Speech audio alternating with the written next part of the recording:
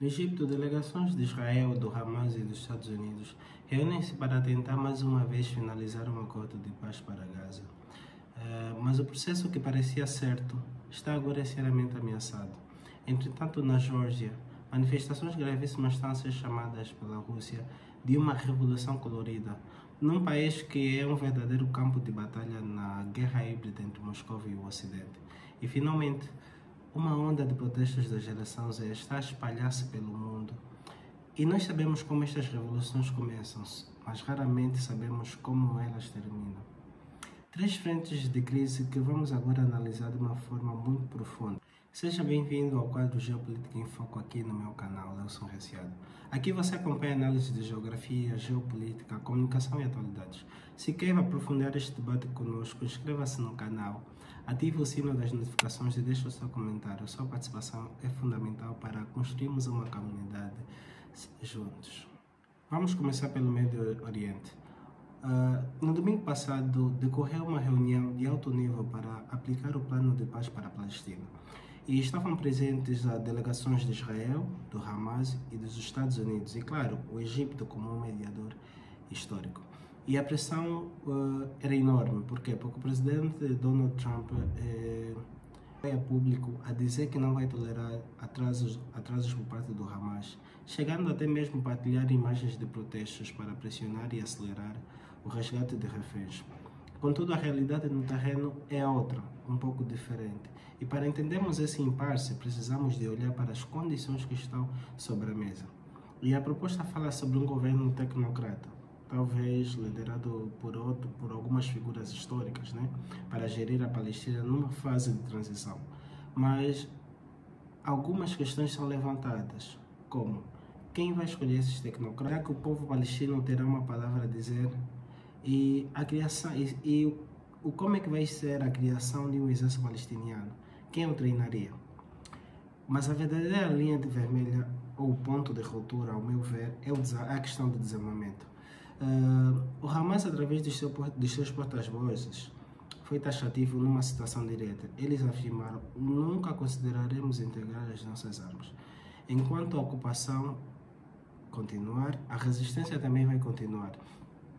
E nós vemos que a entrega das armas para eles só é possível depois da criação de um Estado palestino soberano e de pleno direito, com um exército próprio e capaz de o defender. E do outro lado nós temos o primeiro-ministro de Israel, Benjamin Netanyahu, que em discursos internos já afirmou que a criação de um Estado palestino não é uma possibilidade. E temos aqui um impasse fundamental e, na minha visão, quase irreconciliável. Por quê? Porque de um lado nós temos um grupo que exige a um Estado para depor as suas armas e parar o conflito, e do outro lado nós temos um Estado que exige o desarmamento do grupo para sequer considerar a paz. E do ponto de vista da soberania e de segurança, Israel ao longo do tempo sempre esteve em alerta máxima. Por isso é que sempre aplicou várias estratégias de diplomacia preventivas eficazes, o que sempre foram fundamentais para a subsistência do próprio Estado. E isso é necessário para nós podermos entender. E aceitar um inimigo armado nas suas fronteiras é impensável. Por quê? Porque isso colocaria em risco a existência do próprio Estado de Israel. E do ponto de vista do Hamas, entregar as armas sem garantias de um Estado soberano não é só um suicídio político, como também ideológico, já que um dos seus preceitos ou objetivos é a aniquilação do Estado de Israel. A diplomacia, infelizmente, parece estar a esbarrar-se contra a dura parede da realidade. E perante este impasse, vocês acreditam que ainda há espaço para uma solução negociada em Gaza? Ou a lógica da força e dos interesses de segurança de cada lado irá sempre prevalecer sobre a diplomacia? É uma questão que nós temos que pensar. Vamos agora para a Europa Oriental, para um país que é o epicentro hoje de uma guerra híbrida, a Geórgia. A Geórgia passou por recentes eleições municipais no país, onde deu-se por vitória pelo partido no poder. E para entendermos o que se passa, temos que recuar em 2008, quando a Rússia invadiu a Geórgia e reconheceu a independência dos territórios da Abkhazia e da Ossétia do Sul. também conhecida como a famosa Guerra dos 5 Dias. E o motivo, o mesmo que vimos na Ucrânia: impedir a aproximação de um vizinho à OTAN e à União Europeia. E eu trarei um vídeo a abordar esse assunto de uma forma mais precisa.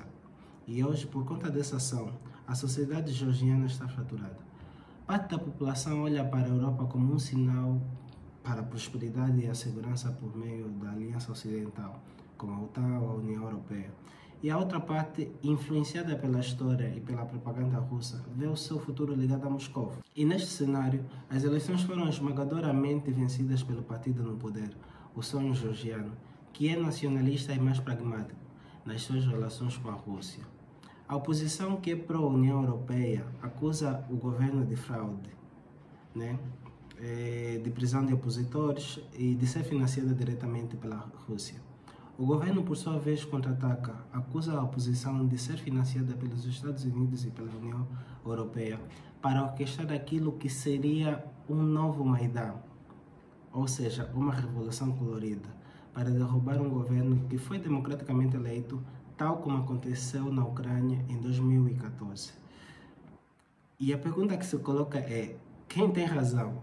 A verdade na geopolítica raramente é pura e é quase certo que ambos os lados estão a interferir. A Rússia tem um interesse vital em manter a Geórgia na sua esfera de influência e o Ocidente tem um interesse igualmente vital em expandir a sua fronteira de segurança para o Cáucaso. A Geórgia está literalmente a ser puxada por uma guerra híbrida entre dois polos diferentes. Ou é uma consequência inevitável do jogo de poder entre as grandes potências quando estamos perante uma potência menor. Finalmente vamos falar de um fenômeno global que está a desafiar governos por todo o mundo: os protestos da geração Z. E nós vemos que saíram do Quênia ao Nepal, das Filipinas ao Peru e agora com força em Madagascar e em Marrocos. Nós vemos que temos um padrão.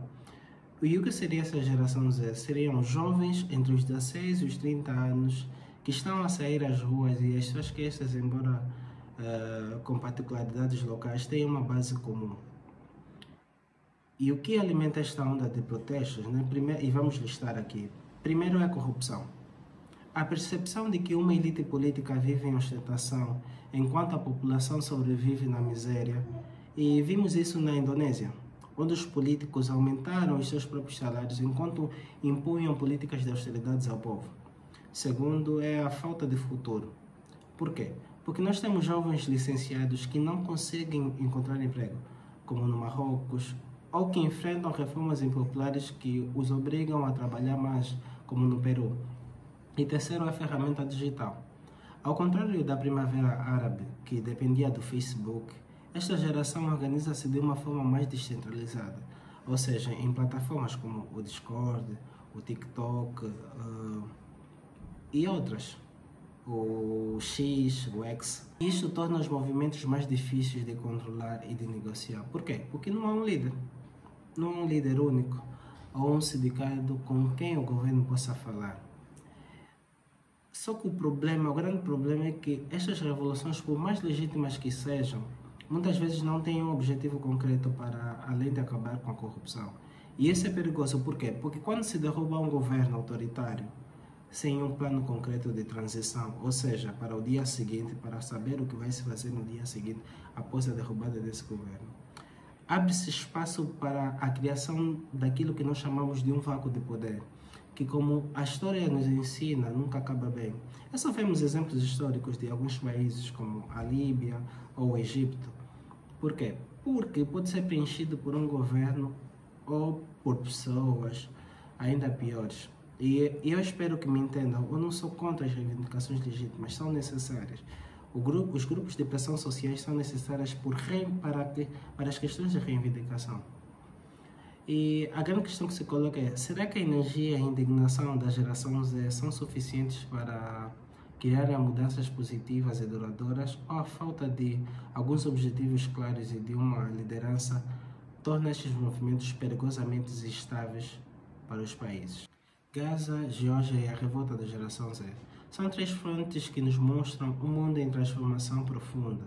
Vimos que a diplomacia muitas vezes só funciona sob a ameaça da força. Vimos também como a soberania de nações mais pequenas é esmagada no conflito entre as grandes potências, que é o caso da Geórgia. E vimos como a falha dos governos em garantir um futuro para a sua juventude pode ser o rastilho para a revolução. São as duras realidades da geopolítica, infelizmente. O nosso foco sempre será entendê-las para podermos defender os nossos próprios interesses. Eu sou o Lawson Reciado. Se gostou, inscreva-se no canal, ative o sino das notificações e compartilhe. Muito obrigado e até a próxima.